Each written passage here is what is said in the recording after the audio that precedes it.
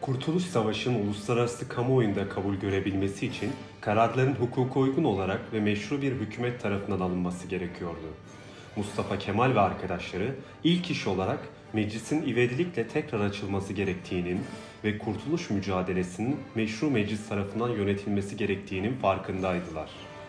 Bu amaçla ivedilikle yurdun dört bir yanına meclisin Ankara'da toplanacağı ve neden açılması gerektiğine ilişkin bir bildiri gönderilmiş ve 21 Nisan 1920 günü meclisin nasıl açılacağı bildirilmiştir. Meclis açılışına davet edilen milletvekilleri hali hazırda daha önceden seçilmiş olan vekillerden oluşmaktaydı. Yurdun işgal altında olması, bazı bölgelerde isyanların patlak vermesi sebebiyle 23 Nisan 1920 günü meclisin açılışına 337 seçilmiş milletvekilinden yalnızca 315'i gelebilmiştir.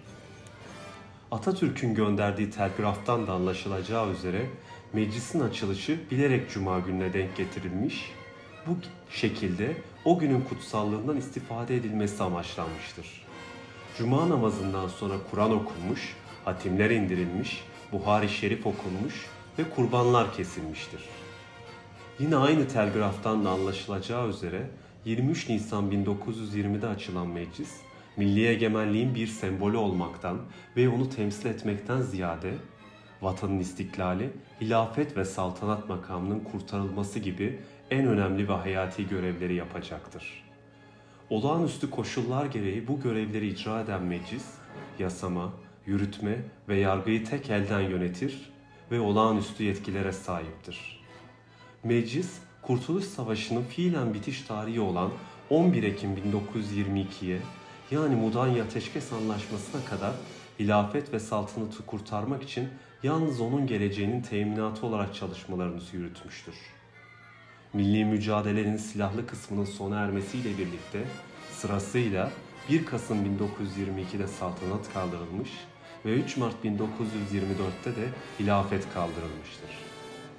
Hilafet ve saltanatın kaldırılmasıyla birlikte milletin iradesinin önünde hiçbir engel kalmamış ve meclis bu iradenin temsilcisi konumuna gelmiştir.